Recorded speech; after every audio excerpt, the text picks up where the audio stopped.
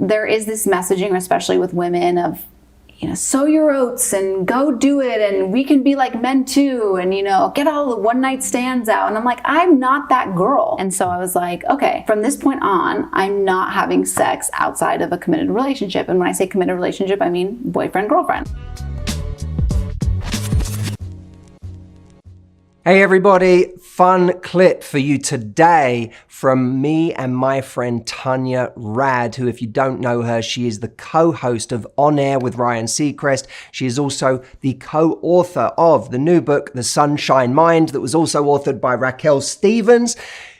She's a very special person to me. I've been friends with her for years. I knew her back when she was searching for love, and now she's found love, and her story is really compelling. You can listen to the full interview inside the Love Life Club for those of you that are already members. In this clip that I'm going to show you, she talks about intentionality in early dating. It is a very practical conversation that I had with Tanya, and I think you're really going to enjoy it if you don't want to waste time in dating because you know what you want and you want to find somebody else who knows what they want too. Enjoy this clip. And by the way, before you see it, if you have not signed up to watch Dating with Results yet, my free 1-hour training on finding you love this year, go check it out at datingwithresults.com because it is an amazing companion piece to this clip with Tanya Rad. Enjoy. There is this messaging, especially with women, of, sow your oats and go do it, and we can be like men too, and, get all the one night stands out. And I'm like, I'm not that girl. I was just never wired that way. And if you are that girl, good on you. And I have mad respect, but that was never me. I could never have unattached sex. It just was not in the cards for me. I was always emotionally involved with every single person that I had ever slept with. Yeah. And not every guy is like that either, by the way. Seems like a lot more. There's a decent number of guy friends that I have that are very emotional. When they start dating someone, they get emotionally wrapped up and it becomes about that person. So I think there is this assumption that every guy is a sow your oats kind of person. Yeah. And I think that I dated the majority of the others. Sow your oats guys. Yeah. But no, I think there's more than perhaps people know, a kind of guy that feels that same way, that it just doesn't feel right to them to sleep around. Yeah. So I think when I had that aha moment, it was really this aha moment, and I was like, why? I'm doing this to myself. I'm in control. This is my body. This is my life. And so I was like, okay, from this point on, I'm not having sex outside of a committed relationship. And when I say committed relationship, I mean boyfriend, girlfriend. Like, this person is committed to me. And so, that really weeds them out real quick. So just walk me through, all right, practically.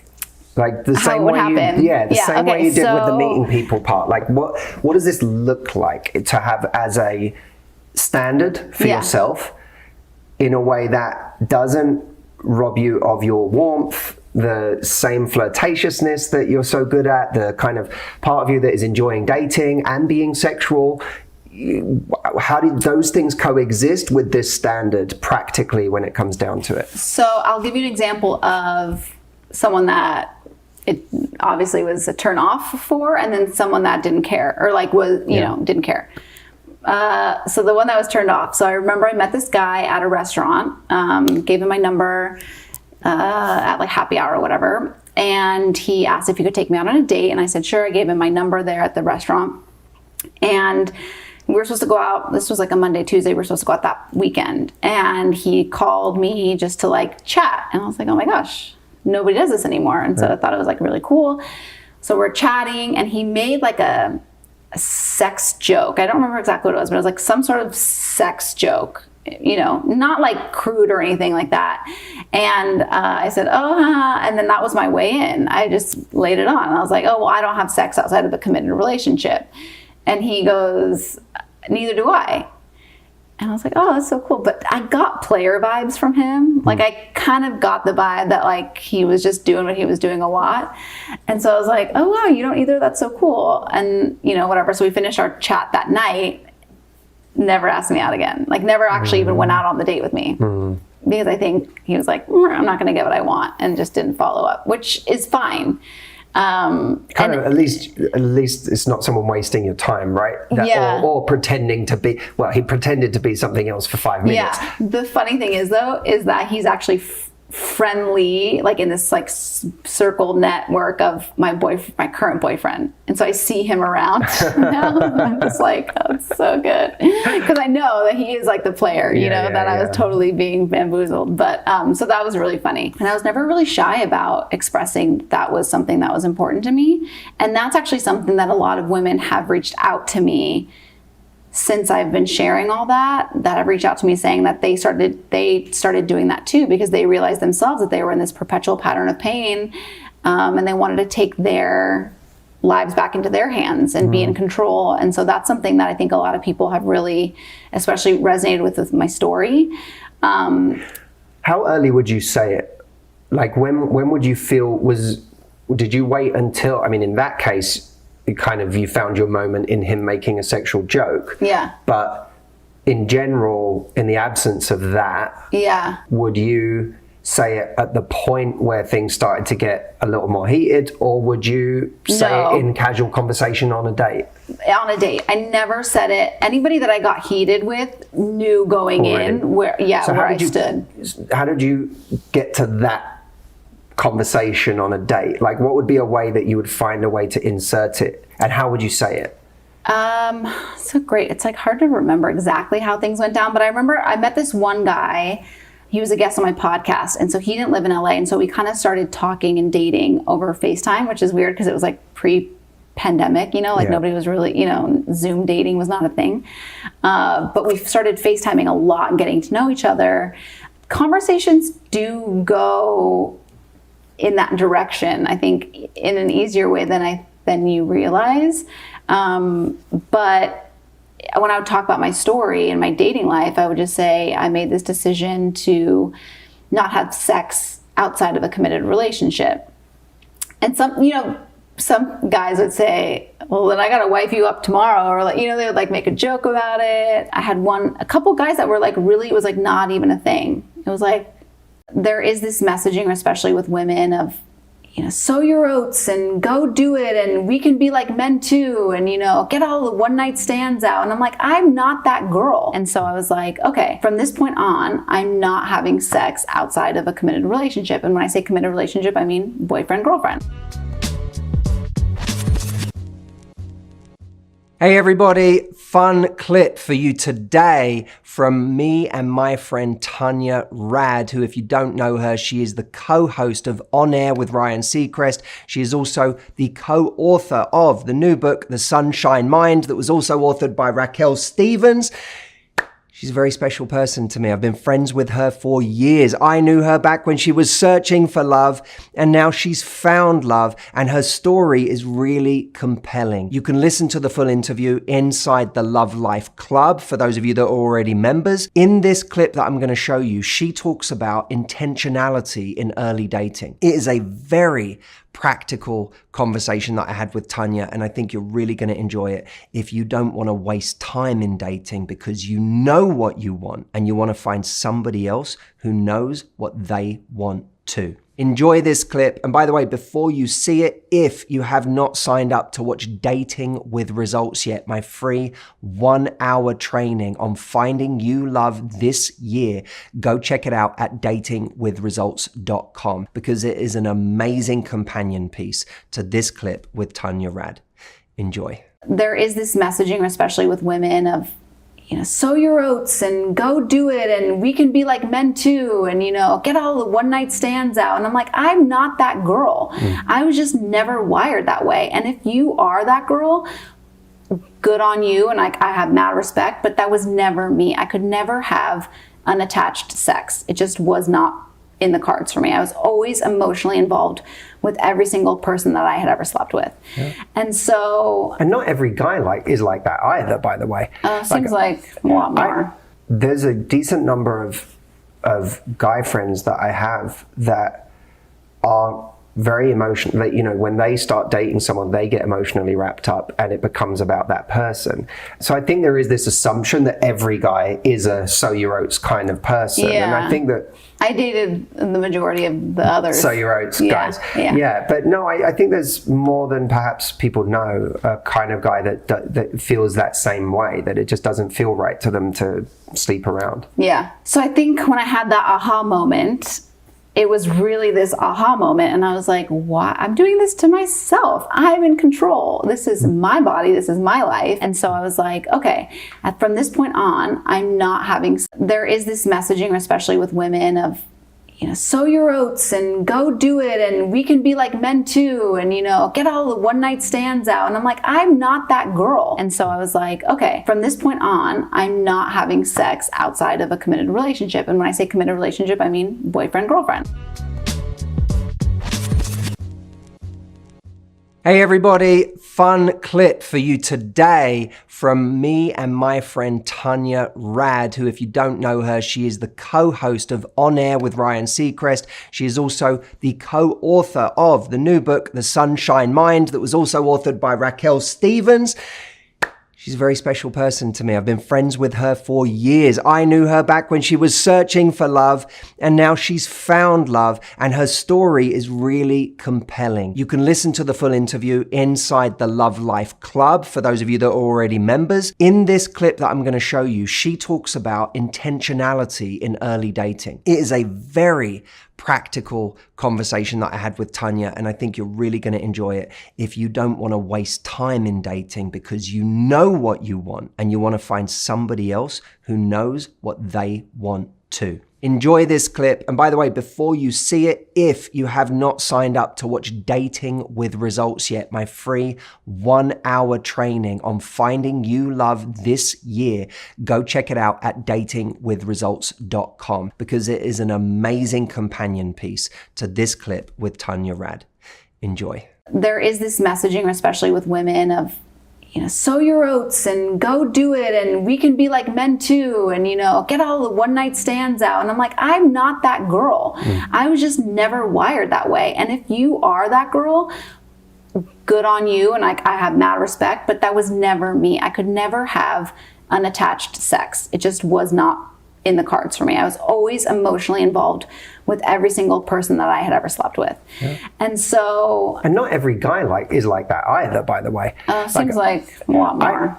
There's a decent number of guy friends that I have that are very emotional, that, you know, when they start dating someone, they get emotionally wrapped up and it becomes about that person. So I think there is this assumption that every guy is a sow your oats kind of person. And I think that I dated the majority of the others. So your oats guys. But no, I think there's more than perhaps people know, a kind of guy that feels that same way, that it just doesn't feel right to them to sleep around. Yeah. So I think when I had that aha moment, it was really this aha moment. And I was like, why? I'm doing this to myself. I'm in control. This is my body. This is my life. And so I was like, okay, from this point on, I'm not having sex outside of a committed relationship. And when I say committed relationship, I mean boyfriend, girlfriend. Like, this person is committed to me. And so, you know, that really weeds them out real quick. So just walk me through, all right, practically. Like the same way you, same way you did with the meeting people part. Like what does this look like to have as a... Before we even get into the video today, we have our virtual retreat coming up on the 19th to the 21st of March. If you haven't got a ticket yet, if you like what we do here, if you want a much bigger journey than just simply focusing on your dating life, if you come to me because you like my life advice, because you want to be more fulfilled in your life, happier, have more direction, you want to make a change, you have deeper confidence issues you want to work on, my 3-day virtual retreat is 3 days of immersion coaching, and it's coming up on the 19th to the 21st of March. Get your tickets here. One of those places will probably be a link. Let's begin. Let me ask you a question. When people say you have to be happy before you meet somebody, before you find a relationship, you have to be complete. You have to be fulfilled. Does any part of that grate on you? Because it does for me. It's hard enough, by the way, to be on your own when you want to find someone without being then kicked in the head with, you really need to be happy before you find someone. Usually said to us by someone who's in a relationship who wasn't happy when they met someone, whose life did get better by meeting someone. So I have some good news for you today. You don't need to be happy before you find a relationship. You just need to be happy enough. And I actually think happy enough is a concept that will serve us everywhere in our lives. So for those of you who don't want dating advice in this video and you want some advice that you can use everywhere, you're going to get 2 for 1. Everyone's going to be happy with this one. Happy enough. Why is happy enough so important? Because you want to be happy enough that you don't settle for the wrong thing. You want to be happy enough that if you find the right thing, but that person ends up treating you badly, you can walk away from it. You want to be happy enough that the right thing doesn't become your everything. That to me is what happy enough means. So, whilst we may have aspirations in our life to be the happiest we can be, the most fulfilled we can be, in the meantime, how do we make ourselves happy enough that we make great choices? Here are the 3 components to being happy enough.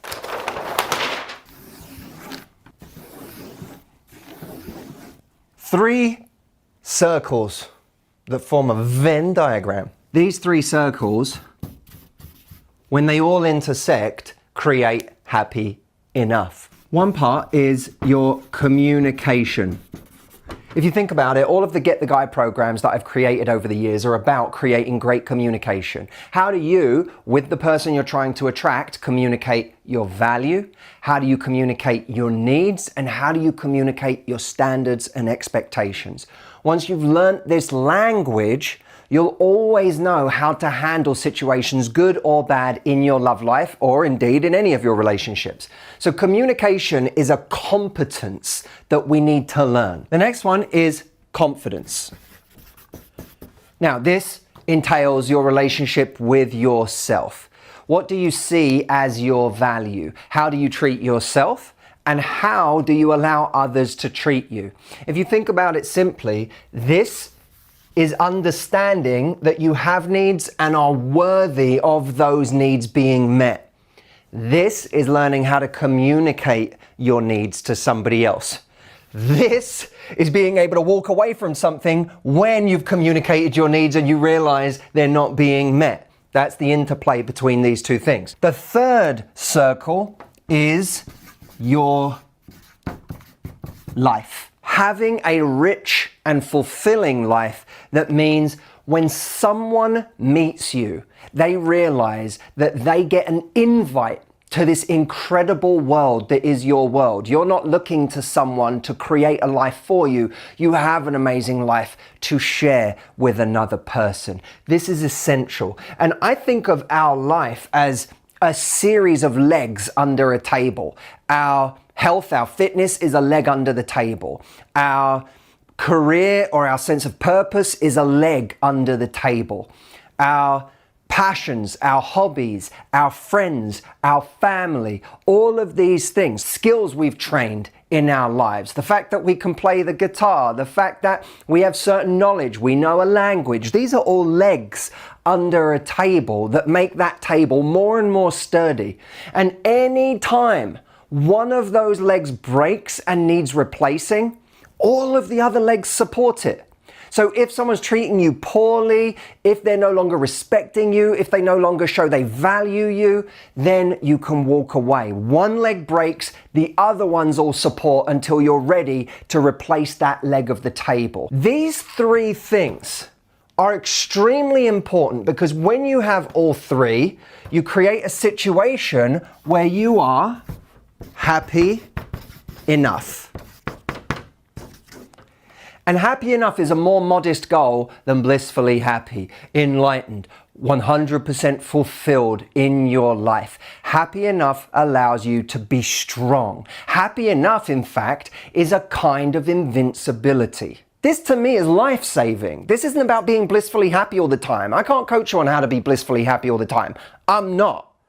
But I can coach you on how to have a personal power that means you never stay in something that you should have left a long time ago. You never allow people to treat you worse than you should be treated. You don't stay in anything for too long that's making you unhappy. And you drive after what it is you want. I have, for 14 years now, run a retreat that people have gotten confused about because they'll say to me, Matt, I like the idea of your retreat, but I don't want to do a love retreat. And I'm like, what are you talking about? This isn't a love life retreat. The whole point of the virtual retreat or my live retreat is to get people to a place of such personal power that they can always say no to the wrong thing. And they always have the courage, the drive, and the structure in their life to go after the thing that's actually going to make them happy. When you have that, you're invincible. And that applies whether it's going after the right partner instead of the wrong one, whether it's you need a change in your life because you're not happy in your career and you need to actually start building on the side the career that you really want, the passion project that you really want, but there's something holding you back, right? You're not happy enough to where you can leave the thing that you're in and feel okay about that. Or whether you are just a person who at this stage in their life thought, with all the success I've had, I would be more confident by now. And you're not. You thought you'd be in a different place emotionally by this point in your life. If you are any of the people that I've just described, this retreat is for you. So if you want to get to a point in your life this year, not 2 years from now, where you're happy enough to make great choices and where you just want to be living at a more enjoyable level and have the tools to handle life, even when it's unenjoyable, come spend this time with us. I'll leave a link here once again. Come check it out, book a call with one of our team, and I really hope to see you on the virtual retreat. As always, no matter what, I will see you in next week's video. Thanks for watching.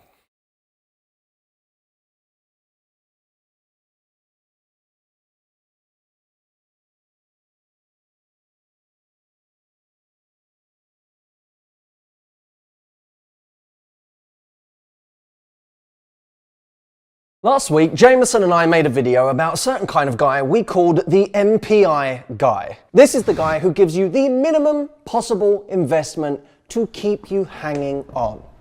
The response was overwhelming. B, who works on our customer service team, reported to us that we had more comments and more reaction to that video than any video he can remember. So, we thought we'd do a little follow-up. First, I wanted to address some of the comments.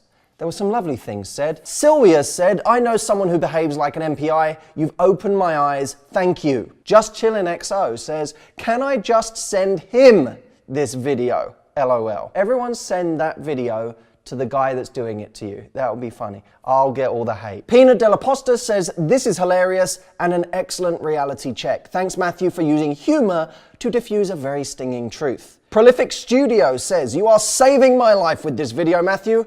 And I'm not a woman. I'm an alien. Sorry. Shannon Hooper says, why is a man with pants but no shirt so enticing, but a man with no pants and a shirt so nope? It's like how I can no longer see Donald Duck without wishing he'd just put some damn pants on. Thanks, Shannon. Cut me a bit deep. There were also some other comments that really showed that we touched a nerve with this video.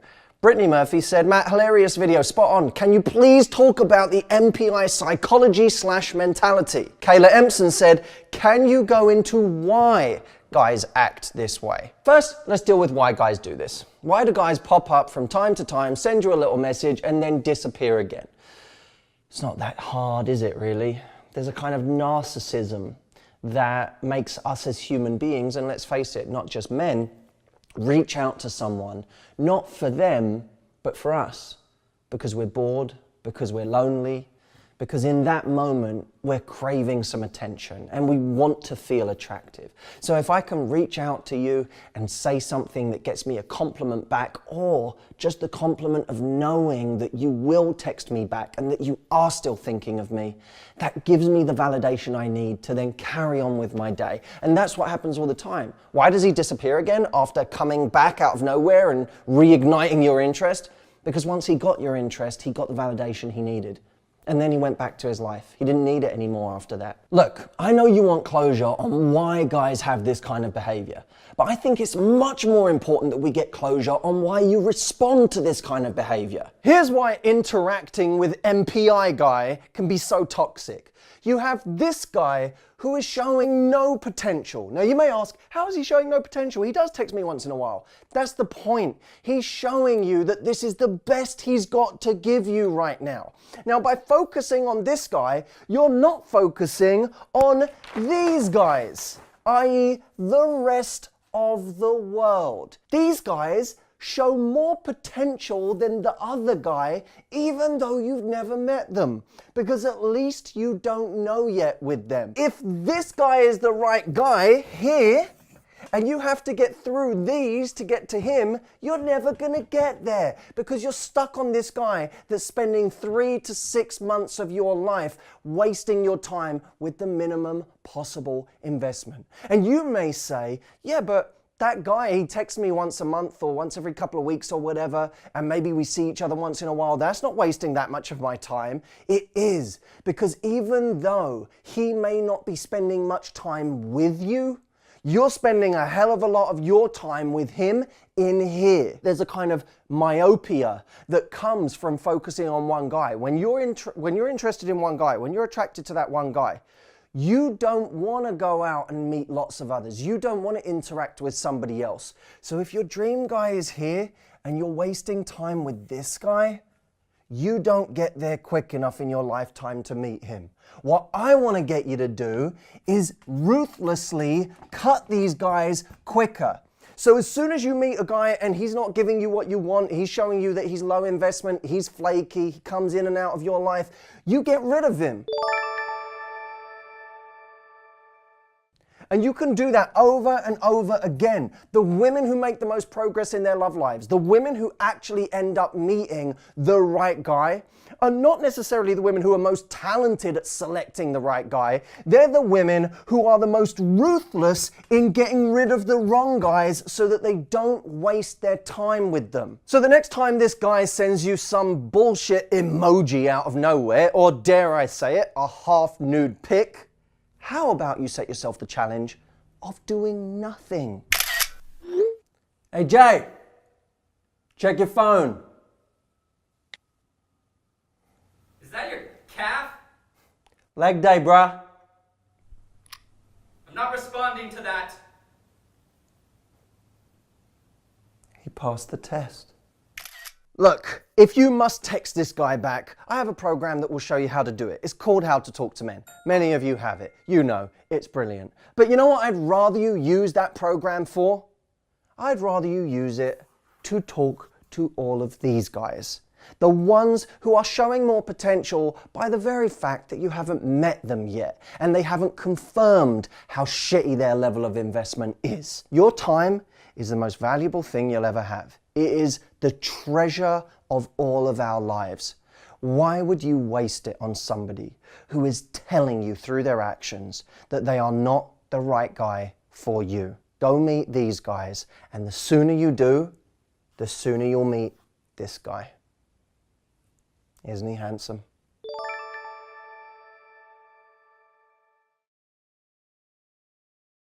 Before you go, we have one more comment from Fotini Tassiopoulos. She says, bloopers, please. You're welcome. Blaine Topher. What? What happened? It's so weird. Past 3 months. We were supposed to go out last week. Please, ma'am, I'll be the one asking the questions. Now, would it be fair to assume that you've been thinking about me? Well, I am now. Okay, good. Thank you for your time.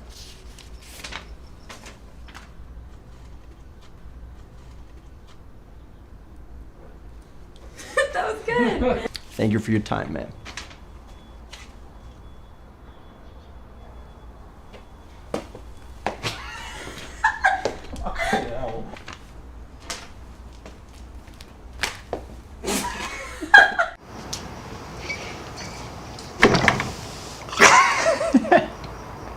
Fuck's sake.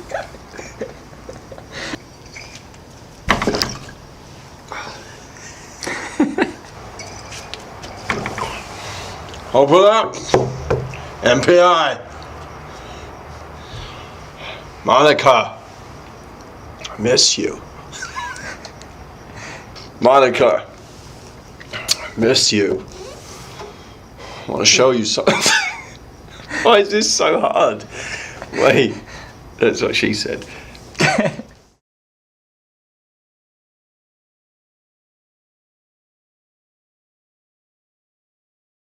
Are you the type of person who feels you give too much in your relationships? Doesn't just have to be romantic relationships, it could be with friends, family. You feel that you're a giver and ultimately that gets taken advantage of. And maybe in the process, your needs don't get met. You give so much and then you somehow forget yourself in the process and you can end up feeling extremely resentful. It comes out in passive aggressive ways, or maybe one day you even explode, right? And then the person in front of you says, whoa, like, who is this? I don't know this person. Because we haven't been giving them a true impression of what our needs are along the way. So now they don't recognize us. Now, why do we do this? Whenever I talk to women about this, there's often the logic that, well, it's because I'm a giver. It's because I'm a nurturer by nature. So I like doing those things for people. I like showing up for people. It's just who I am. I'm a very loving person. I don't want to cause pain to those people. I love those people. And anyway, I can handle it. You know, I'm a giving person, and yes, sometimes they do things that upset me, but I can live with it. It's okay. But of course they can't, because it's like this slow drip torture where eventually you suffer so much in your resentment that that's when that extreme reaction comes about. Here's what's interesting to me. People give that logic of, well, it's just because I'm a loving person and I am a giving person, so I kind of forget about myself. And it's not that it's not true that that type of person is giving. It's not that it's not true that they're extremely loving and that they are nurturing by nature. But sometimes that becomes an excuse for something else that's going on, which is that what's really happening underneath all that is that the amount that they're giving to someone else, they don't truly feel worthy of. They are worried that if they suddenly start asking for what they need, that this person will leave them. This person won't like them as much. This person will decide that they're not worth the trouble. And so they hold back these needs. In doing so, they deprive both them and the other person of a deeper relationship, because you can only form a depth of relationship out of honesty. And when you're not communicating your needs, it's actually a form of detachment. You're creating a wedge between you and somebody else because they don't really know you. They don't know your mind. They don't have a chance to connect with you more deeply because you're not placing trust in them to be able to handle who you really are. It's also depriving somebody else of the opportunity to grow. Certain people may need to hear truths about themselves. There's been so many times in my life where I've needed someone or multiple people to tell me, often multiple times, something about myself that I'm too close to see, or that my self-awareness is lacking on that particular thing. And when I hear it from other people, I go, wow, I better pay attention to this because this is how I'm making other people feel. I've needed the honest people in my life to tell me that. And I haven't been able to rely in those moments on the people pleasers in my life who don't tell me the truth. I've had to rely on the people that tell me often very unwelcome things about myself, but things that ultimately allow me to grow. And although that may cause me pain in the short term, it does allow me to grow in the long term. And pain isn't what deprives me from being happy. Lack of growth is. So we could say that when we're not honest with the people in our lives about things that are bothering us, we're trying to avoid pain with them, maybe pain for ourselves that they may like us less in that moment, or they may not want to be around us, or they may even leave us. Pain for them in hearing an unwelcome truth, but we're actually depriving everyone of real happiness. Because real happiness comes from true growth. And true growth can only come from a place of hearing honest truths about ourselves. So are you the type of person that when you see red flags in a relationship, ignores them? Are you someone who often brushes things under the carpet when someone does something that you don't like, or you feel violates your boundaries or fell beneath the standard you would like to have for yourself? I always think we have to convert our wish list, the things that internally I wish this person would do this, I wish this person would do that. We have to convert our internal wish list into an external standard. Wish lists have to become standards, but that can only come from a place of self-worth, of believing that we are worthy of that from other people. What we are willing to give, we are also worthy of receiving from those people. And of course, that doesn't mean that every single person that we express our needs to will be capable of meeting those needs. We will lose people in life who aren't capable of meeting our needs, but it's better that we lose them sooner rather than later, because you don't want to get 3 years into a relationship where you've been that entire time pretending to be someone you're not. I'm a giver, I'm a giver, I'm a giver, I'm a giver, I'm a giver, but never receiving. And then 3 years later, finally you start putting your foot down and putting yourself first.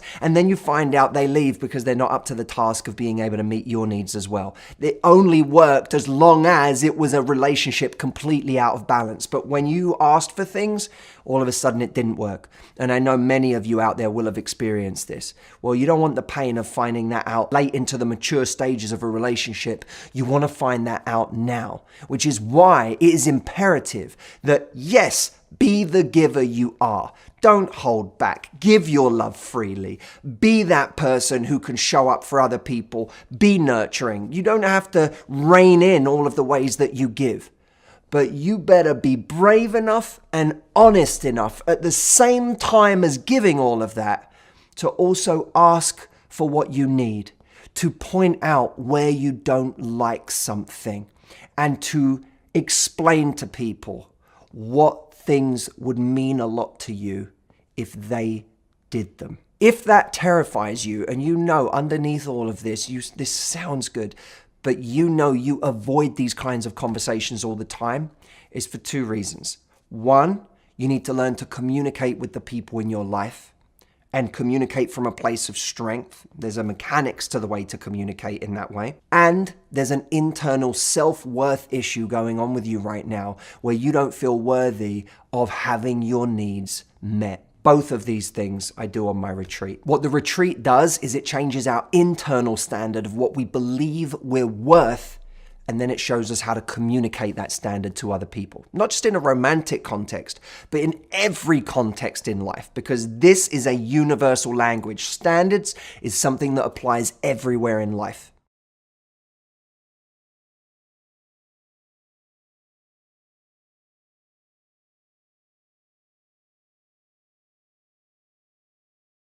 Hello, it's Matthew Hussey here.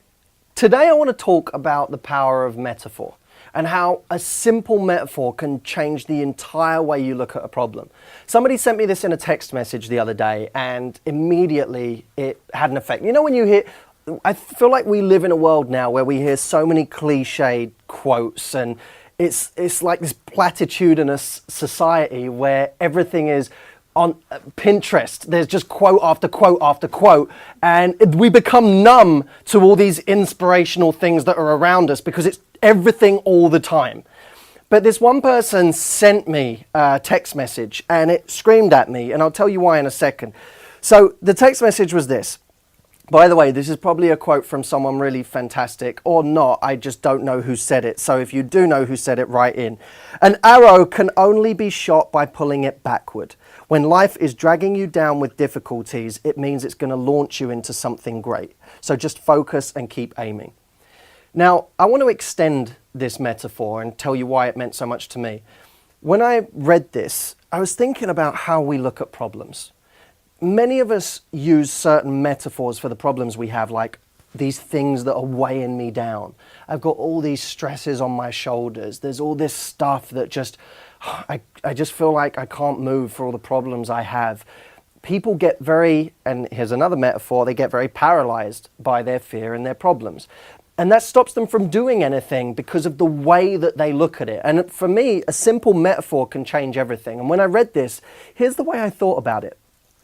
You imagine that idea of having to pull an arrow back before it shoots. what happens is that rope, the string, is becoming taut. And when it becomes taut, you get all of this tension. That tension is what gives it the spring. It's what gives it the lift. And you'd only get that tension by pulling it back. And I know when I've thought about my life and the way it's gone, the drive that I have, which sometimes people have said, well, you just have an inherent drive. That's just the way you are. I know that so much of the drive that I have has come from experiences. It's come from the ups and downs that my dad went through, and going bankrupt one minute, having money the next, going bankrupt again. It was the uncertainty, the insecurity, and all of it made me go into school and talk about how I was going to conquer the world and I'd never be unstable, I'd never be insecure. I'd always make sure that I built a stable grounding in life. It made me driven in a completely different way. While other people were letting their problems weigh them down, for me it was making that string tighter and tighter and tighter, so that when eventually I let go, I had all of this momentum behind me. Another way of looking at it is like a wind-up car, right? If you imagine every problem that you have that's creating stress or tension in your body is like you winding that car by another movement, another movement, another movement. And finally, when you put the car down and the rubber hits the road, that car is going to go so fast because of all of that winding up that's happened from all of those problems. So right now, this is a simple message, but I really want you to take it on board. Everyone has problems, right? And I know you have problems right now. They may be family problems, they may be social problems with your friends, they may be work problems, financial problems, they may be health problems. But every one of those problems can either be used to weigh you down, or it can make that rope so taut that when you let it go, you're going to spring into something much greater. And that's what I want to allow your problems to do. Problems ain't going to disappear. But the way we use those problems and the momentum they can create can be completely different depending on which metaphor you use. So if you don't like that metaphor, I want you to find an even better metaphor than the one that I've talked about and make use of this change in language in your life. Take care, my friends. If you want more information, check out my YouTube channel. It's Get the Guy Team, and that's where I house all of my videos if you want to find more information. Other than that, I will see you soon. Thank you for having me.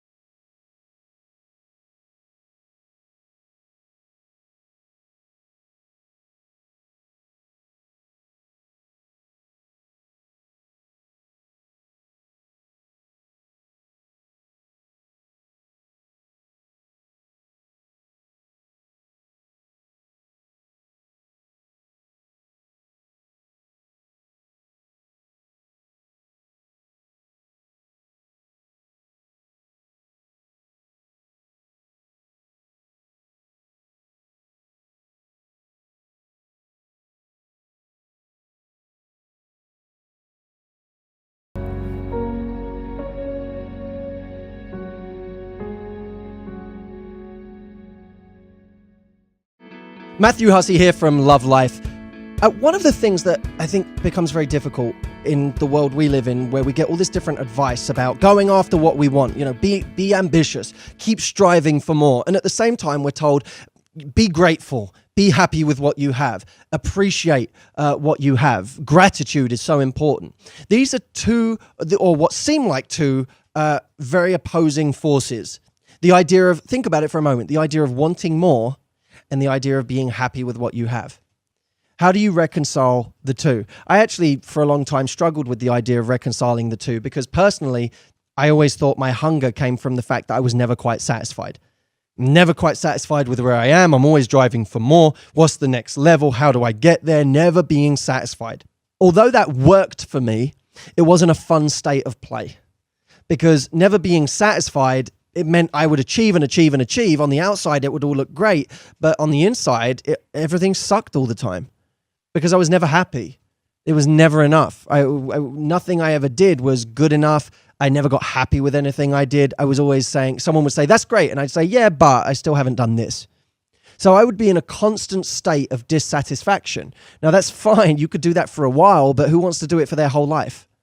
No one. So it gets to a point where you say, well, I need to be happy where I am now. How do I get happy with what I have? The danger, I always thought, was if I get happy with what I have, why do I want more? Isn't that going to kill my ambition? If I'm just happy, if I'm content. You think of Buddha under the tree, sitting there happy in the state of nirvana, and you imagine a fat guy under a tree who doesn't do anything with his whole life. In no other context is that valued. By the way, ironically, I don't think Jameson Buddha wasn't fat, was he? He was quite thin. That's irrelevant. Let's get back to the point. Two opposing forces, ambition and gratitude. Now, when I was attempting to reconcile these, I got to a place where I think I found this harmony between the two. And I'm going to give you what I came to. You can strive for more and be excited about what's out there at the same time as being extraordinarily happy with what you have. Being happy with what you have is about appreciating where you are now. Do I appreciate what I have materially? Do I appreciate my state of health or the fact that I'm even still alive? Do I appreciate the weather outside? Do I appreciate the people that are in my life? Do I appreciate the skills that I have? And this is where it gets important because this, I believe, is where the two become joined. Do you appreciate the opportunities that are around you? Are you grateful for the opportunities and the privileges that you have? Because to me, truly appreciating and being grateful for the opportunities you have is also to take some responsibility in making the most of the opportunities you have. If you say, I'm grateful for this day, I'm grateful for this day that I have where I'm healthy. I get to build my body or my business. I get to go and influence the world. I get to make an impact. If I'm grateful for that, grateful for the opportunity, grateful for the privileges and the resources that allow me to take advantage of that opportunity, then I also feel the weight, the responsibility of actually doing something with that opportunity. In fact, I think genuine gratitude leads you to ambition. Makes sense. Lack of gratefulness actually, I think, does the opposite. Now, if you're not grateful, if you don't appreciate your current situation, very often it will turn you away from being ambitious. You get resentful, you get bitter, you get disillusioned, you get lazy. People who truly appreciate the advantage of their situation are usually the ones who make the most of it because they feel a responsibility to do the most that they can with their lives, to make the biggest impact possible. So I think we should be very careful when people talk about gratitude. To me, gratitude isn't about just being happy with wherever you are and not feeling the need to change anything. True gratitude is appreciating everything that you have now in your life and everything that you are now in your life, and also appreciating what that allows you to do next.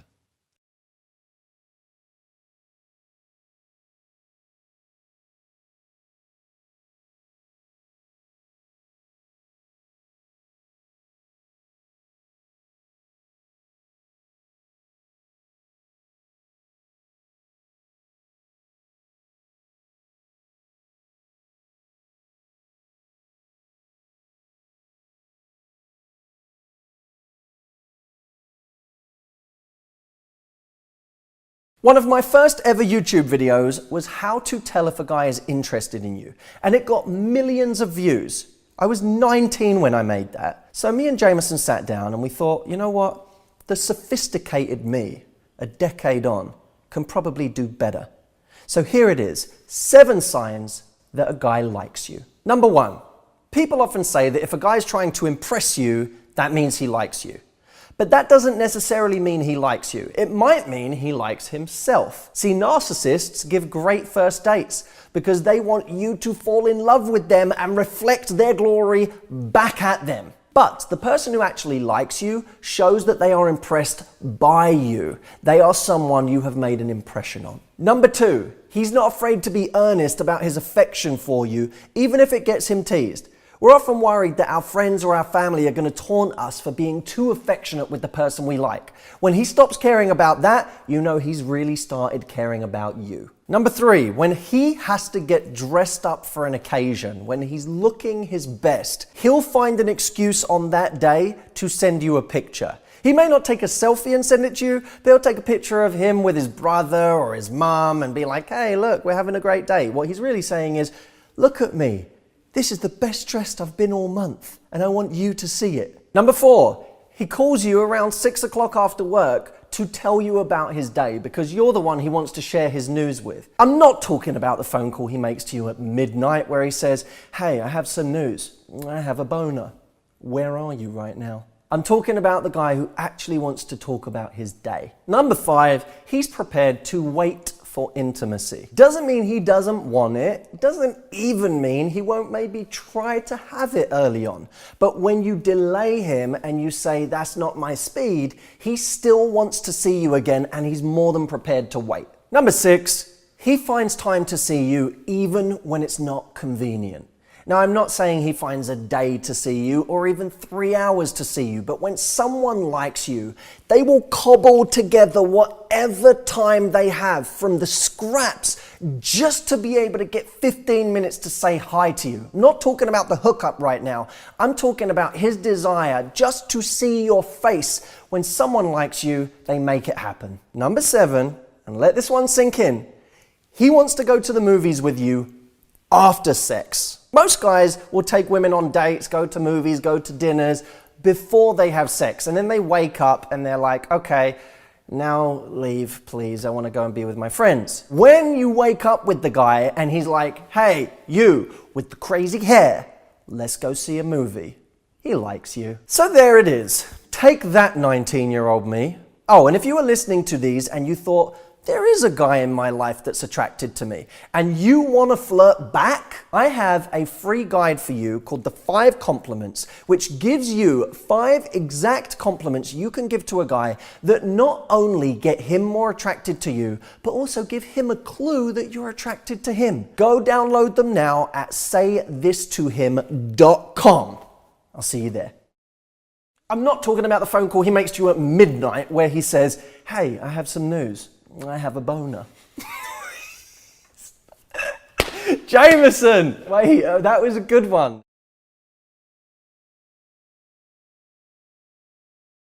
Welcome everybody to Love Life. You're here with Matthew Hussey. We have a caller on the line today. Mary, tell me what you wanted to know today.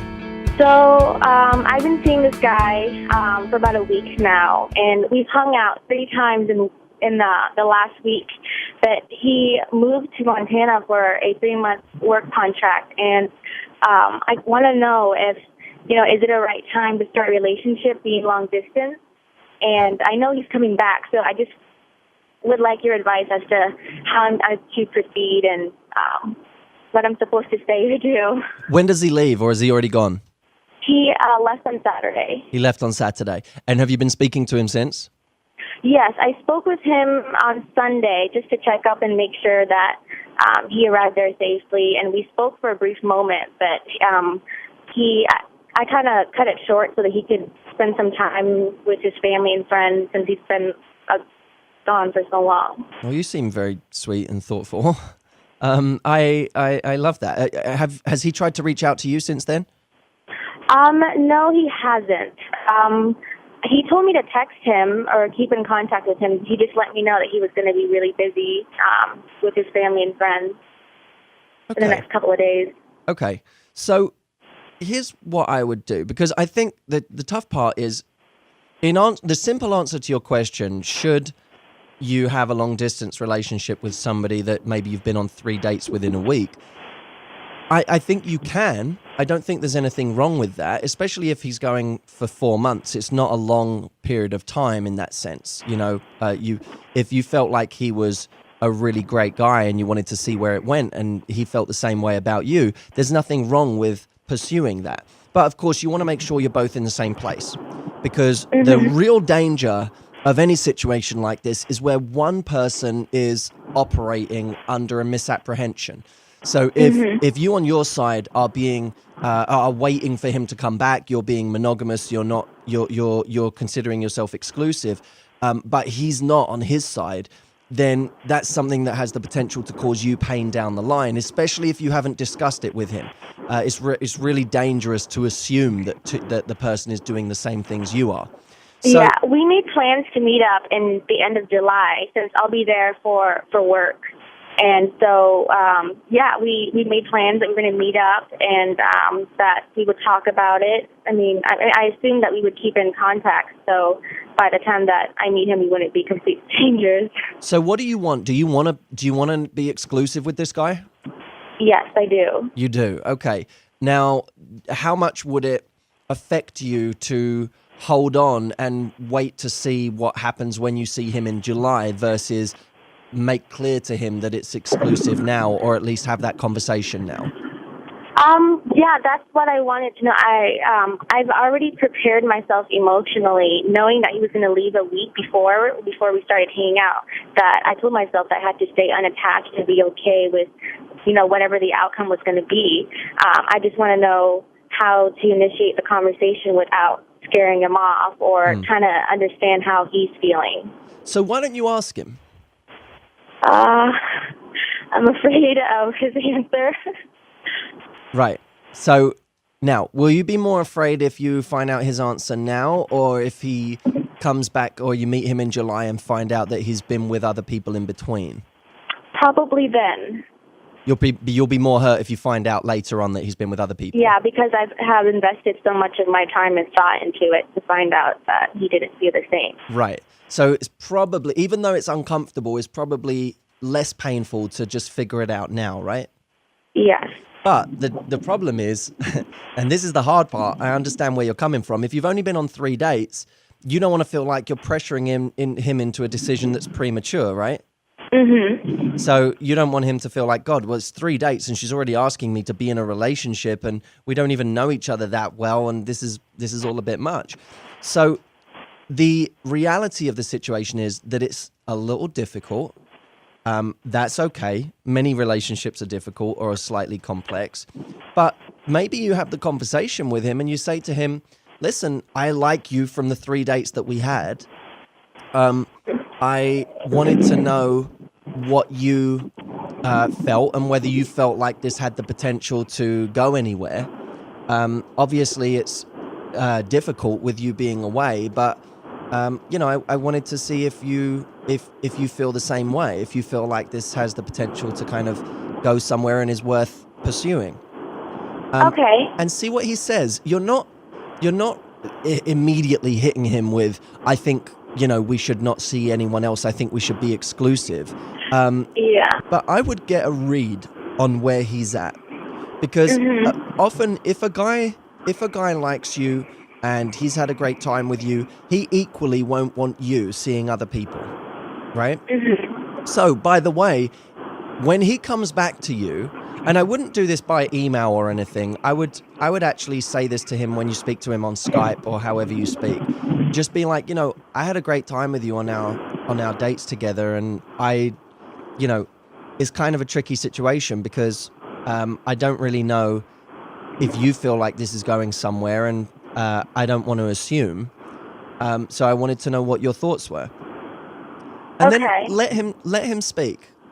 Now, if he comes back and says, well, I'm not really sure either, and it's kind of tough with me being away right now and so on, say that's fine. The reason I ask is because I have you know, I have people asking me out, and it's tough to know what to say because I don't want to disrespect something that might be developing with you.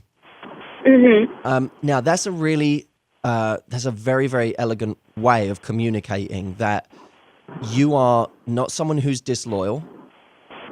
You're someone who does like him, but you're someone who is also in demand and has options, and that there may also be a price for him to pay if he decides he wants to be very casual. Okay, yeah. Does that make sense? With him being so far away and the nature of both of our jobs, us being so busy, I mean, is there a right amount of, you know, a time to contact him, or like how often should I do that? Well, I think firstly you have to give a little bit, right? Because sometimes the mistake women make is they hold back too much. They say, well, I'm just waiting for him to call and text me. I'm not going to be the first one to do it. And that's, you know, sometimes that can be a little childish because it takes two people.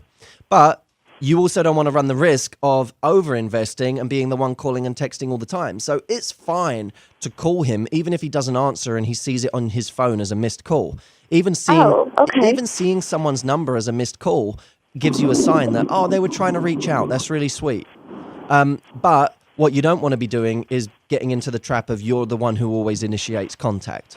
Yeah, that's my concern. Yeah, so just you can call him. You know, if you feel like calling him, give him a call. And be chill about it. Be casual. Hey, I wanted to see how you were and how you're getting on over there. Be sweet about it. You know, that you want him to see your sweet side. But at the same time, you know, don't then the next day be the one to pick up the phone again. You know, let him then see how much he invests in return. And if you find that day after day after day, consistently he's not investing, then it gives you some sense of where his priorities are right now. Yeah. Don't be afraid of reaching out to him, but at the same time, make it balanced and make sure to have that conversation with him where you find out where his head's at. Because for guys, it's very easy to just ignore a situation if you don't bring it up. But if you bring it up, very often you'll get the truth. Yeah. Okay. And thank you so much. And Mary, don't be too afraid of the answer. Okay? Remember, you've been out on a couple of dates with a guy who you like. There are more of those out there. You know, there are more guys out there who you will go on 3 dates with and like and think it might be able to go somewhere with. He's not the only one. So if it goes somewhere with this guy, that's wonderful. That's fantastic. I wish you both all the luck in the world. If it doesn't, don't worry. There are more out there and you can have this feeling again. Maybe 1 week from now, maybe a month from now, but you will feel it again.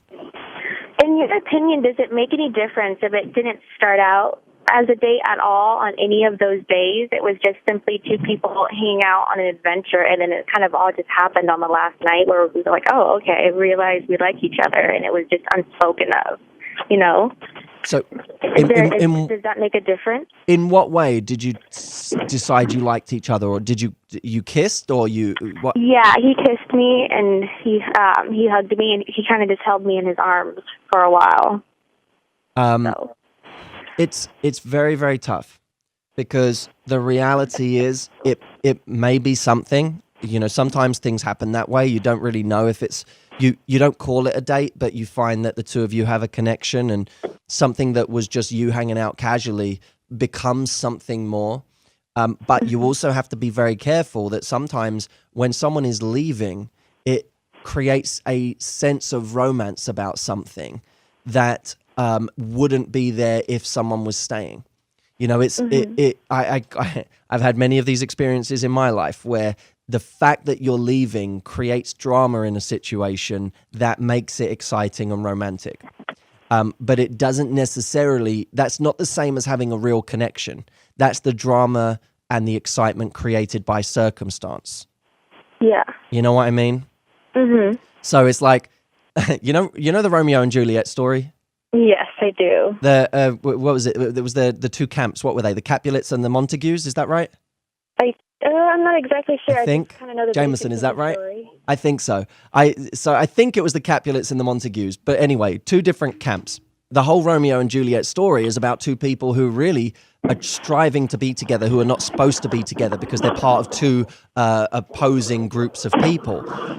But the real test of how in love they are is could they be in the same camp where there's no drama and where there's no hurdle to overcome and still want to be together and spend their time together?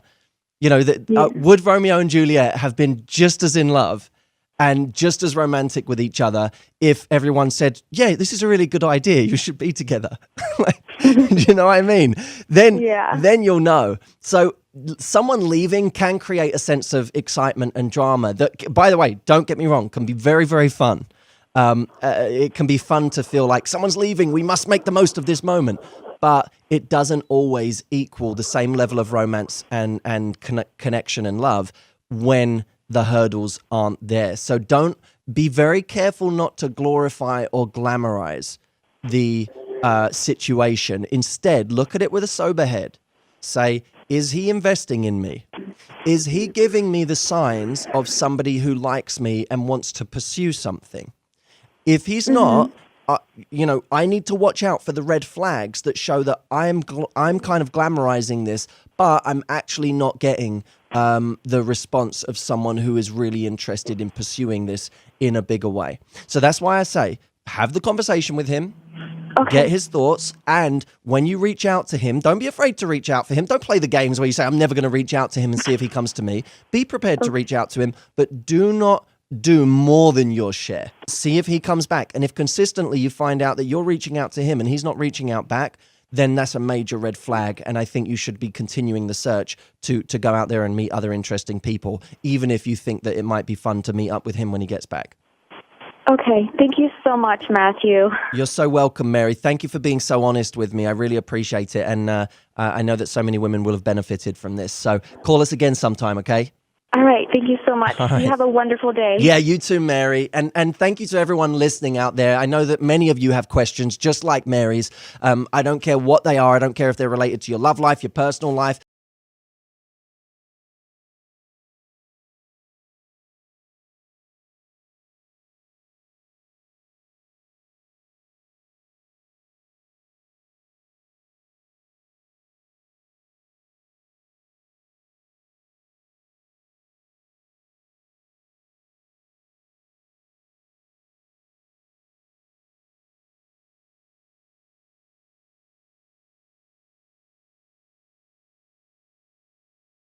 Even though there's 5 empty seats at the bar, he seems to be right next to you. Even when he's falling in love with you, he still invests in these other areas of his life. FOMO becomes FOMO. Hey everyone, welcome. I hope you enjoyed today's video. Before we get into it, remember the Love Myths movie premiere is coming up fast. If you have not got on board yet, this is your chance. This is a live stream global premiere of a movie that we've been making for years. So excited for you to see it. And here's the best part. You can get a free ticket to the Love Myths world premiere, digitally streamed, plus the live Q&A that's happening after the event, and forever access to the film afterwards, all by pre-ordering a copy of my brand new book, Love Life. You can do it over at lovemythsmovie.com. Just pre-order your copy and you'll get access to this one-off event. Don't miss it. Lovemythsmovie.com is the link. And now, on to the video. Here are the 7 subtle ways that guys flirt with you that you may never pick up on. Number 1, he's looking over at you. Now, you may say, that's not so subtle. But the reality is, most women, when they see a guy looking over, think it was just by chance. They don't think, oh my God, he thinks I'm attractive. They think, well, he was probably just looking around the room. He's not really attracted to me. And they give it all of the wrong meanings. Think of it this way. If you caught a guy looking at you once, chances are he probably looked at you 3 or 4 times before that and you didn't see it. So quick tip, if you catch a guy looking over at you twice, feel free to flash him a little smile. Number 2, he was far away and now he's close. So this is a guy that maybe you first noticed when he was across the room. Now all of a sudden, he's a few steps closer. And then before you know it, even though there's 5 empty seats at the bar, he seems to be right next to you. Now, it may not be as extreme as that, but the point is, when somebody likes you, you can see them on the other side of the room, and all of a sudden, 5 minutes, 10 minutes later, they are closer to you. chances are that wasn't an accident. Number 3, he finds excuses to walk past you. Now, it might be that he's sat at a table with his friends and he can't just get closer to you. So what does he do?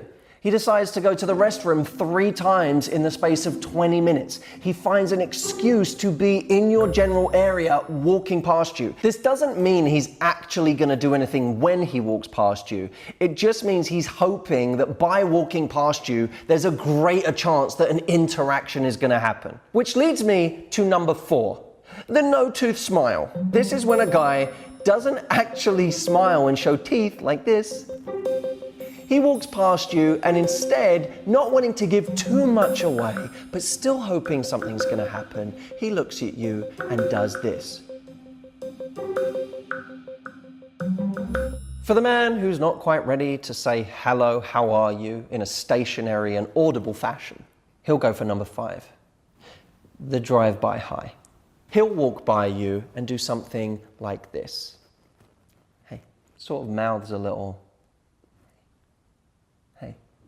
Now, before you judge this too harshly, for this man, it's actually more than he's giving to anyone else in the room. He might have just walked past 20 people and barely given them eye contact, and to you, he feels like he's doing more. Number 6, he's in your eye line. He knows you can see him. And in this moment, he's doing I'm doing something cool and important, but I'm really looking at you, but I'm not really because I'm doing something cool and important moment. He looks like he's sending I'm a big boy, important businessman email, but what he's really doing is trying to look cool and distracted at the same time as getting you to notice him. By the way, if he's overreacting to what he's seeing, it's a bit too funny, he's smiling a bit too much, he's speaking a bit too loudly to his friend on the phone, then you definitely know he's trying to flirt with you. Number 7, he says literally anything to you. For example, he walks up to you and says, hey, is the restroom this way? Oh, it is? Oh, okay. Thank you. He could have asked anyone that question. By the way, it doesn't have to be sexual, it doesn't have to be flirtatious, it could be the most innocuous, boring question in the world, but he chose to ask you. Now, to that last one, or to any of the 7, you may be saying, just because he did that, it doesn't necessarily mean he likes me, and wouldn't it be kind of arrogant and narcissistic for me to assume that every time a guy does one of these things, he's secretly interested in me? See, I would argue that if you went through life always assuming that one of these 7 things, when a guy does it, is a sign that he's attracted, you have everything to gain from that and nothing to lose. Because you're not going to, as a result of one of these things, walk up to a guy and say, I like you too, by the way. No, what you're going to do is you're going to give him a little bit back in response if you like him. So if a guy looks at you, you might give him a little smile. If a guy walks past you and says, hey, how are you? You might actually respond to that and say, I'm fine, thanks, how are you? If a guy asks you something like, where's the restroom? You might take that moment to say, it's over there. I like your shoes, by the way. In other words, you can give 1% more than you would normally give back. That's what creates momentum in the right direction if it was already there. And sometimes, even when it wasn't, let's just say for a moment he wasn't flirting with you, but in that moment when you're a little warmer to him, he suddenly decides to look at you a little differently. So it can even pay dividends when he wasn't flirting with you and you were wrong about it. You're not going to take giant risks because of these 7 signs. You're just going to do a little more than you normally would. You're going to have your own subtle signal to throw back at him. So you have 2 realities to choose from. One, where you assume that no one is ever attracted to you no matter what little sign you get, and you shut opportunity down before it ever begins. Or the other road, where you assume that when a guy does one of these 7 things, there's actually a chance he might be attracted. And as a result, you give a little more back to him, thus creating opportunities everywhere you go. 7 signs that a guy likes you. Number 1, people often say that if a guy's trying to impress you, that means he likes you. But that doesn't necessarily mean he likes you. It might mean he likes himself. See, narcissists give great first dates because they want you to fall in love with them and reflect their glory back at them. But the person who actually likes you shows that they are impressed by you. They are someone you have made an impression on. Number 2, he's not afraid to be earnest about his affection for you, even if it gets him teased. We're often worried that our friends or our family are going to taunt us for being too affectionate with the person we like. When he stops caring about that, you know he's really started caring about you. Number 3, when he has to get dressed up for an occasion, when he's looking his best, he'll find an excuse on that day to send you a picture. He may not take a selfie and send it to you, but he'll take a picture of him with his brother or his mum and be like, hey, look, we're having a great day. What he's really saying is, look at me. This is the best dressed I've been all month, and I want you to see it. Number 4, he calls you around 6 o'clock after work to tell you about his day because you're the one he wants to share his news with. I'm not talking about the phone call he makes to you at midnight where he says, hey, I have some news. I have a boner.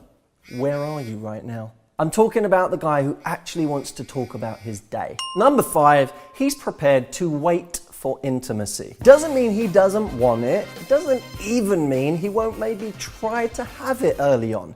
But when you delay him and you say, that's not my speed, he still wants to see you again and he's more than prepared to wait. Number 6, he finds time to see you even when it's not convenient. Now, I'm not saying he finds a day to see you or even 3 hours to see you, but when someone likes you, they will cobble together whatever time they have from the scraps just to be able to get 15 minutes to say hi to you. I'm not talking about the hookup right now. I'm talking about his desire just to see your face. When someone likes you, they make it happen. Number 7, and let this one sink in, he wants to go to the movies with you after sex. Most guys will take women on dates, go to movies, go to dinners before they have sex. And then they wake up and they're like, okay, now leave, please. I want to go and be with my friends. When you wake up with the guy and he's like, hey, you with the crazy hair, let's go see a movie. He likes you. I'm here today with none other than my brother, Matthew Hussey. Hello, YouTube. I wrote an article on the sure signs that you're dating a high-value man. I think this is useful as a video concept because when we're actually looking at what a high-value man is, it not only gives you ladies a chance to discern whether the guy in front of you is any of these things. It might give you a very quick test to see if you should even carry on with someone, but it also gives you a way to educate someone. So that if you're with someone and they're not some of these things, but they have the potential to be, and they have the willingness to change and to grow, then this might actually give them some direction in doing so. And you can be the conduit for that. Yeah, and I think some of these traits are going to be a little unexpected because they're ones that you might think go against what you want, but they actually are what you want in someone. Number 1, he's responsive to your needs. He doesn't anticipate all your needs. Maybe it's when you're chilly, you think, oh, it would have been really nice if he offered me that coat right now. Or he forgot to send your mum a birthday card or a birthday text message and you thought that would have been really nice if he did that. But if you actually tell him something where he dropped the ball, what you really want is a guy who responds to that. He might not get it all right straight away, but he's really responsive when you tell him somewhere he kind of fell short of your standards. But you don't want to have to tell him every time, right? No, you don't want to have to tell him every time, but it's like, you know, it's like I used to row, and they said the best people who were coachable are the people who would be responsive to changes. So they tell you, you need to make this change, and then they go, good response, because you're really responsive and started trying to do that thing, even if you don't get it right. Good analogy. That's what I do. All right, my one. He makes it clear you're his woman. Like, you're out and a woman says something a little bit flirty to him and he like grabs your hand and locks fingers with you, or he puts his arm around you, or he walks over to you and gives you a big kiss. Okay. But I think it's really sexy to a woman when a man makes it clear in front of other women that he's with you. Pretty good, that one. I like it. He's interested in growing with you instead of just pleasing. So what I mean by that is it's a guy who's not afraid to confront the tough truths. So because he's honest now, you're able to avoid earthquakes in your relationship later. Yeah, and sometimes you'll be annoyed that they've brought it up. You know, sometimes if like you're with a girlfriend and she brought something up that's, you know, is something you do wrong, or if you're always late or always disorganized and you think, oh, it's annoying she brought that up, but it is a true thing I've got to work on. And it's better you work on it now than it destroy the relationship later on because no one's talked about it. Yeah, exactly. Okay, so he can confront the difficult things. Yeah. Okay, I like that. My one is his gifts reflect you, not him. A true gift that reflects someone else might be something we don't even understand why they want it or what's good about it, but we do it for them anyway And because it's about them. It's like sometimes really hard to buy them gifts if you don't get why someone likes something so much, but you go, I know they'll absolutely love this, even if I don't. I actually think that that's the key to having more empathy with your partner, is when you get into, on a visceral level, what they might like, and you have to do it for them, you then can connect to that thing as well and understand more about your partner. And that's a sign the guy's listening as well to what she's really into. Your turn. Okay, careful Twilight fans, because you want a guy who will invest in the relationship without losing himself in it. Okay? Why is that a Twilight fan thing? Because everyone thinks they want Edward Cullen, okay? Or a good percentage of the book buying public apparently do. But you don't want Edward Cullen, because you don't want a man who just falls obsessively in love with you to the detriment of everything else in his life. Right. You want a man who you see in the early stages, even when he's falling in love with you, he still invests in these other areas of his life. Even if that doesn't mean you're always spending 100% of your time together, you have that intense period, but he still does care about going and he cares about going and having that dinner with his friends. He cares about going and working on that project. He doesn't just suddenly let everything else fall apart to having this singular focus. I'll do the last one, shall I? Finish her off, Matt. Take her home. He doesn't threaten the relationship every time something goes wrong. Ooh. Because you know that thing people do where they say, I don't know if I want to be with someone who blah, blah, blah. Right. I don't know if I can keep going in this relationship if blah, blah, blah. It's in the language they use when you have a fight. Yeah, everything's always, like, the relationship is so conditional all the time on everything. Not everything is a matter of relationship or no relationship. Yeah. And too often we threaten the relationship, and when we do that, we threaten the security of the person we're with. Yeah. And we also rid ourselves of the opportunity to be honest about problems. You'll make them scared. Yeah, say anything. Every time there's a minor problem, that person is freaking out because they're going, are they going to break up with me over this? Yeah. So a man's job is to make his woman feel safe and secure in the relationship. Then you can actually talk about what's wrong. Yeah. You can talk about what you need to change, because she knows he's not going anywhere, but there are things we need to fix. Yeah. I think that's a powerful place to start. The signs that someone is actually getting more serious with you. And we came up with 11. Number 1, he brags about you in front of other people. It's a particular kind of compliment, isn't it? When someone doesn't just compliment you in private, but they do it in front of others, their friends, their family, strangers that you just met together. It shows a particular kind of respect and admiration. So if he starts bigging you up in front of other people, that's a pretty lovely sign. Number 2, he's willing to mix your lives in a way that might be inconvenient to him. Whether it's going to see your friends in a different part of town or going to something that your family wants you to go to. Things that ordinarily might seem like sacrifices, but he doesn't treat them as sacrifices. Instead, he just sees them as things that will make you happy, and therefore it makes him happy to do them. Which leads me nicely on to number 3. Your happiness is more important to him than his tastes. Or he listens to your music in the car. You have no idea how many times I've listened to the Encanto album through. Number 4, he's willing to adjust the temperature of his house, which, as Jameson will tell you, I didn't do for years when Jameson was here, freezing his little balls off in the icy tundra. Jameson literally came in today and remarked with some venom and resentment at how warm the house is now. Number 5, he plans a trip with you months in advance. Anyone can take you away for the weekend this weekend, but for someone to actually say, let's plan a trip for a few months from now, you know at the very least, they're planning on being with you longer. They're actually looking at investing and building something in the meantime. Number 6, he respects the things that are important to you. I do Brazilian Jiu-Jitsu, and there was a woman in this class who had just got her black belt. And when someone gets their black belt, they get to give a speech. And it was very beautiful because while she was giving her speech, all of us were lined up listening, and her husband was off to the side of the mat watching with their dog in his arms, and just his eyes watering at watching this person he loves achieve this amazing thing. So, and there was something profoundly beautiful to me about that he both respected and admired her for something that mattered to her and was part of that with her. Number 7, the fights have less ultimatums. You know that when you're in the beginning with someone and just sort of every fight is relationship threatening.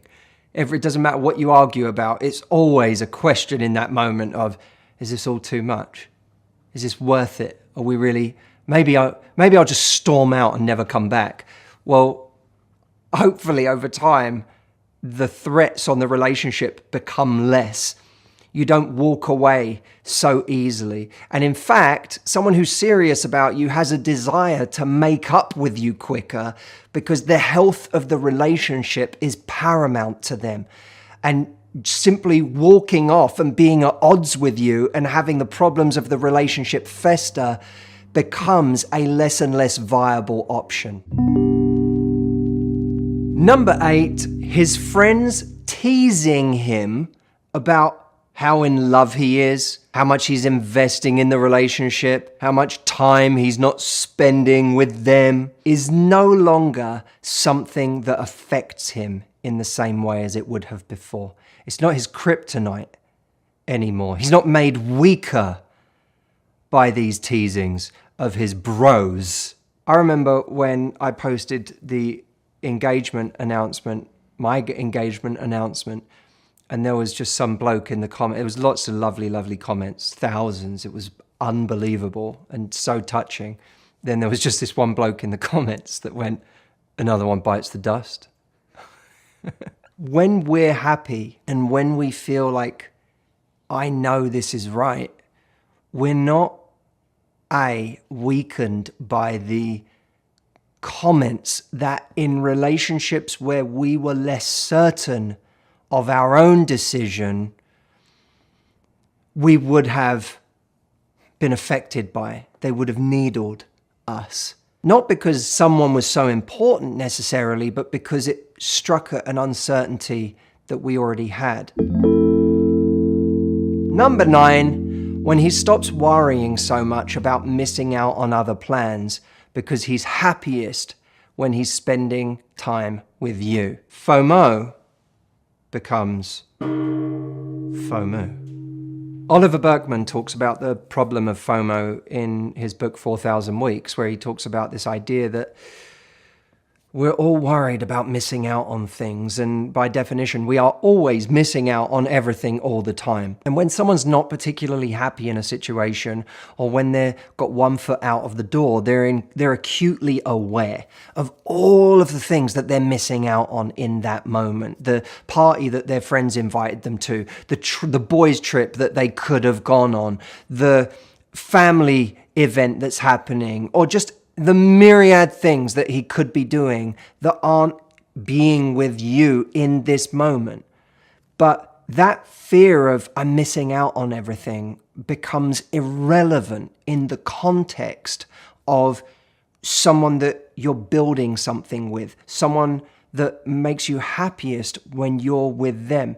The everything becomes the feeling that you have when you're with them. So you're no longer searching for the everything that's on the outside.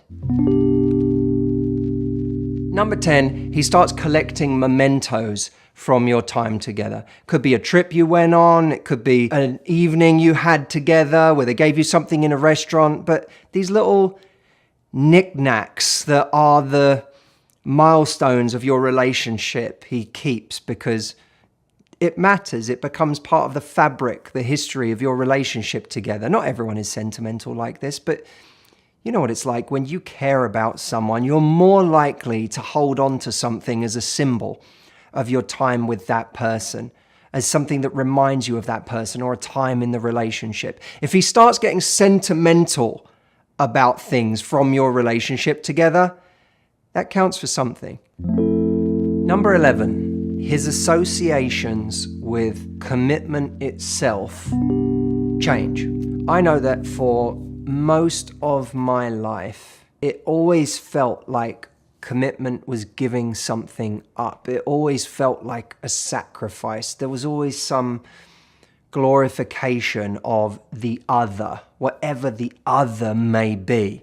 Some idea of freedom, some idea of single life. But I remember thinking, with this person, I am ready to actually build something. I'm excited to build something. And with that, my entire associations around a relationship, around commitment, all the things that felt scary about commitment didn't feel scary, felt natural, it felt like home. That becomes true, doesn't it, of anything in life that we develop a kind of positive addiction for. You know, if we've spent our life being really unhealthy and then all of a sudden we discover good nutrition and exercise and we start feeling really good, it doesn't feel like a sacrifice anymore. Instead, it feels like this is where I want to be. This is what I want to be doing. Our associations change. I'm not sacrificing something really exciting for this thing that's really good for me. The thing that's really good for me feels like the thing that's really exciting. There are many, many ways that a person could show you that their associations have shifted, the way they describe their relationship, their time with you, and what it represents to them, and the way they talk about their past or the other life unchosen. Do they talk about it with a sense of melancholy and heaviness and I've sacrificed so much? Or do they talk about it with a sense of calm and peace, a feeling of, I know that where I am is where I want to be? I hope you enjoyed that. Remember, before you go, grab your ticket to the Love Myths movie by pre-ordering a copy of the Love Life book at lovemythsmovie.com. Don't wait. If you forget about it, I've done that. I've done that with concerts where people have literally come and gone and I really wanted to see them and I forgot about it and then they'd already played Blink-182. So here's your chance. Don't be that guy or gal. Come to the Love Myths movie, pre-order your copy of the book at lovemythsmovie.com, and I will see you there, and also in the next video.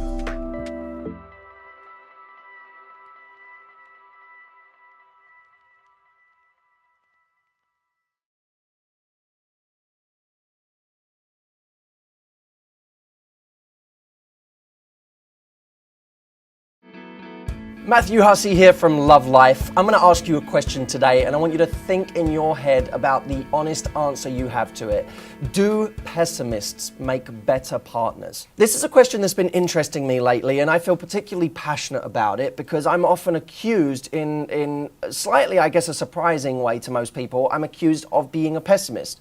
And this is because often, especially in business, when someone comes to me with an idea or when I have an idea, I often approach it with an attitude of, when someone says, this is amazing, I go, yeah, we'll see. We'll see. We'll see if this works. I'm not sure yet. We'll see. And for me, I'm always about testing things and seeing where they realistically go. I might have a hunch about something being good. I might have a hunch about something being a great idea, a great marketing strategy. But until I actually see it in action, until I see it work, I don't sit there and get really optimistic about it. I don't even see it, by the way, as being a pessimist. I think pessimism is often confused with realism. One of the most arrogant groups of women I ever coached was a group of brides-to-be. I was asked by Cosmopolitan to go and work and speak to a whole audience of women who were brides-to-be. They were all engaged. And I stood in front of this audience and I started this speech. And the speech essentially went down the theme of, don't think that because you're getting married that your work is done. Essentially, the journey begins here. This is a whole new era and it all begins again here. If you think that being married is a guarantee of a great relationship or a guarantee of staying together, you're severely mistaken. What will allow you to create an amazing relationship is the effort that you put in by this point, and don't think you can stop learning. Now, I remember when I was saying this to this group of people, they looked at me like I was an alien. It was almost like they were looking at me saying, oh, you don't know me and my man. We're amazing together. We don't need to work on this. We don't need to hear this. We're getting married. We're in love. We don't need all of this stuff. And I remember thinking to myself, if the statistics are true, 50% of you in this room will already end in divorce, pretty much before you've begun. And the 50% that remain in the marriage, well, 50% of you will be unhappy and married. So let's say at best you've got a 1 in 4 chance of staying married and happily married. This is not the time to be arrogant, but so many people are because they call themselves optimists. And I think optimism is a euphemism in many cases for laziness. In other words, things will all just work out.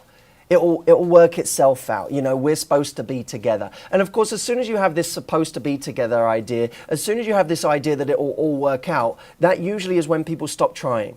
See, I'd rather take on a difficult truth like, you know what? If I'm with someone for life, it's highly likely that they might at times get bored of having sex with me. I'd rather know about that truth and learn ways to counter it than to ignore the truth altogether. See, to ignore the truth altogether would be to say, my partner will never get bored of having sex with me. We have the most amazing passion and intimacy, and it's incredible now and it will stay incredible because that's who we are. Well, maybe, but also maybe you're in year 2 of your relationship. And in year 30 of your relationship, it might not be exactly the same as it is now. If you accept that truth, then you also accept the idea that you might have to do things to make it exciting. You might have to surprise your partner. You might have to remain a little unpredictable. You might have to find ways to increase desire in moments when naturally it wears off a little, because anyone can be guilty of losing desire for something they already have every day of their lives. That's natural, that's human, that's not pessimism, that's realism. And if we understand that and have a realistic idea of relationships, we can actually find ways to counter some of the biggest problems of relationships. But we have to start from a realistic place. So my view is, yes, there are pessimists about relationships. Yes, there are people that say it will never work out, no relationship stays together. Those I would class as pessimists. But people who have a healthy caution about the perils of long-term relationships are usually the ones that have a more realistic view of relationships and actually have the power to grow, to learn skills that will allow them to make the relationship better, and actually don't have the arrogance of sitting back and saying it'll all work itself out, which, as we know, for all of those romantic people that just say it'll all work itself out, most of them get to a point where eventually they become disillusioned because their entitled idea of what the relationship should have been on its own didn't quite pan out. I would put to you that realism is severely underrated in relationships, and only when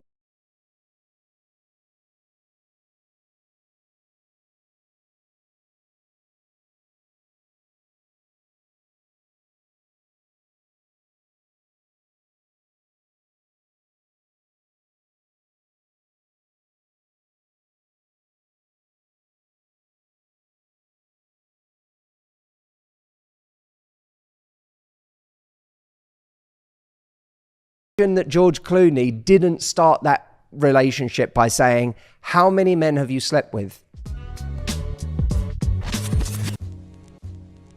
What's up, everybody? I'm about to show you a clip that I think you are going to love, but before you jump in, there's a very good chance you'll get to the end of this clip and think, I wish that was longer. I wish there was more that I could consume right now that could help me in my love life. Well, I have something for you. It's a 1-hour free training that I did called Dating with Results. And if you have not watched it yet, this can be your little binge session for today, but it's much better than just randomly binging YouTube.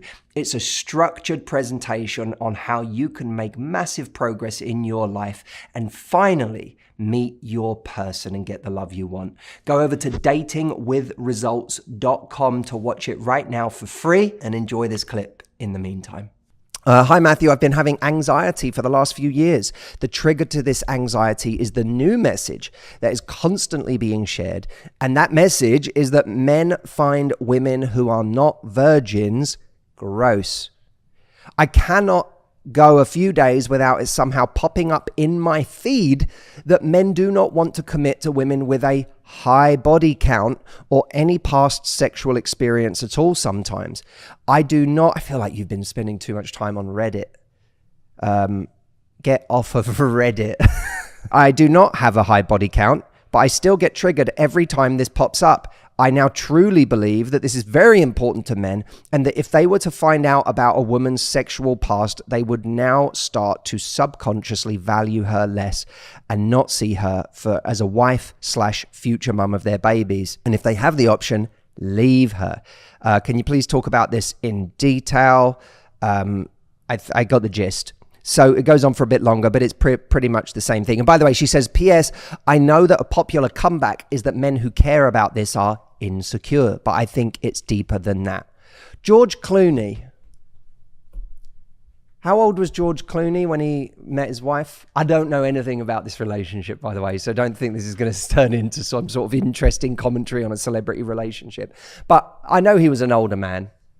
He was, what, 50s? His hair was silver. 60s? I don't know. I don't even know how old George Clooney is. I know he didn't meet her in his 30s or 20s, and I also know that she is not in her 20s, right? So I imagine that George Clooney didn't start that relationship by saying, how many men have you slept with? Because had he started the conversation that way, it would have been an obvious answer. Plenty. I'm an adult woman who's been around for a while. I'm not someone, you didn't meet a 21-year-old or you didn't meet an 18-year-old. You met someone who's actually been around for a minute and has had other relationships, George. At a certain point, I feel like men have to give up. There's a time in their lives where men have to give up on that game. Unless you want to date 21-year-olds for the rest of your life, at a certain point, you have to say, the person I'm with has existed for some time before they met me. And unless they have been living under a rock and not wanting to meet anyone, not having any sexual experiences, they're going to have had some sexual experiences. So, and do you know what's really interesting? I want you to notice something. What was the name? Tammy? Was it Tammy? Tanny. The insecurity you have about this comes from the complete other direction too. There will be women in the Love Life Club who say to me that they are a virgin at 35 and they're terrified of what a guy is going to think of them because they are a virgin. Whatever it is, you can find a reason, you can find a story and a group of people that can help you create that story around why you should feel insecure about it. That woman that says, I'm still a virgin and I'm worried every guy's going to think I'm a freak. Based on your narrative, she has the dream scenario. She's never slept with anyone, so she should be the most desirable person in the game right now because she hasn't done that. And maybe if she's hanging around 25-year-old strange kind of warped people on Reddit, she is going to have a market there because they're going to be like, oh, she's so attractive. She's never been with anyone. The world isn't one dating market. This is the thing we have to get out of our heads. The world isn't one dating market. It is thousands of niche, boutique trading areas between people who value different things. Imagine what is it in Turkey? The Grand Bazaar. Imagine the Grand Bazaar, and just everywhere there's a labyrinth of different areas trading different things based on what people want. What you put a premium on is different from what this person over here puts a premium on, and vice versa, which means that different people are valuable to different people. There is no one dating market. You're treating it like there's one dating market because you spent too much time on the internet in one particular area of the algorithm. And now the algorithm is serving you every title it can find on why women become unattractive the moment they've slept with more than one person. And that's coloring your narrative. So the first thing you can do, by the way, is stop searching for those things and start searching for positive material so that the algorithm online starts feeding you positive material, or search in an incognito window so that the algorithm is no longer serving you up the stuff that is your biggest fear, which it will gladly oblige in doing for as long as you let it. Stop spending time around people who feed that narrative, or men who feed that narrative. And in case you feel I am copping out on your question that, you want me to avoid saying that men who care about this are insecure, there are obviously going to be some men who care about that. They're not men that I hang around. None of the men that I hang around get into a relationship and start by saying, how many people have you been with in the past? It's not a question that they're asking, because what they're trying to find is someone who's the kind of person they want to be in a relationship with. And by the way, a lot of guys are smart enough not to even ask the question because they don't want to know the answer. If it makes them feel weird because they don't want to talk about sexual history, and by the way, that's probably in a lot of cases better that we don't spend time doing this excavation on each other's sexual past. What's the purpose of it? If that's your thing, or you particularly don't mind, then you can do that. But for everyone else, there's no need to do that because it's just not relevant to where you're going. Everyone has a past. Everyone has had experiences that they enjoyed, experiences that they didn't enjoy, things that they probably wouldn't do again if they had the chance, regrets for someone they went home with that night. Everyone has these experiences, and any guy, whether it comes from insecurity or biology or anywhere else, any guy who makes a big deal out of that is an utter hypocrite. So the idea that you would run your life around that group of people, which is not everyone, wherever it comes from, even if it comes from some anthropological caveman instinct that I don't want anyone to be with to have been with the person that I'm with, and that comes from an evolutionary perspective. Plenty of things come from an evolutionary perspective, but we don't go around doing them. We live in a civilized society. So even your mind going to, but this is just men based on an evolutionary perspective. There are plenty of things we can say from an evolutionary perspective that we no longer follow. So don't allow that, wherever the argument comes from, that narrative should not be running your life. Find men who have evolved, find men who have grown up a little. And it might be, I don't know how old you are, but it might be that you're just not in the age bracket right now where a lot of those men have done that growing up. Because at a certain point, any person who doesn't want to constantly, any man, frankly, who doesn't want to constantly torture themselves about their partner's sexual past has to get over this, because at a certain age, everyone they date has a sexual past unless they are constantly dating 21-year-olds. And that is a certain type of person anyway, who's in that pattern constantly. There's something they're chasing that makes them the kind of guy you don't want to have in your life. As a man, Tim says, I find it silly to judge a woman for their body count. We're all trying to find our person, and sex is often part of that process. Well said, Tim. Why would you judge someone negatively for their journey? That's such a great point. And by the way, that person may well know themselves better for having been on that sexual journey. I sometimes think that you're in many cases, not in all, but in many cases, the wish for a virgin is kind of a wish for someone who knows themselves a little less. And even if you are a virgin watching this, you're going to know yourself better as you have sexual experiences, and that's going to make it more clear what you want. So again, any guy who's looking for someone who knows themselves is going to be looking for someone that ultimately isn't coming from that place of judging themselves for either having done it too much, or, by the way, not having done it enough. I hope you enjoyed that video. Before you go, if you are in a place right now in your love life where you see everyone else pairing off, getting married, having kids, and you feel afraid it's never going to happen for you, maybe even you're starting to wonder if there's something wrong with you, I have a free training called Dating with Results that is going to put you at ease and give you peace in this area of your life. One, because it's going to make you feel completely normal for what you're going through. Two, because it's actually going to give you a way of making immediate progress in your love life. And three, because I truly believe that this is going to be the catalyst in you meeting your person once and for all. Go over to datingwithresults.com and watch it right now. And feel free to let me know how you feel at the end of it, because I think you're going to feel a lot better. I'll see you there.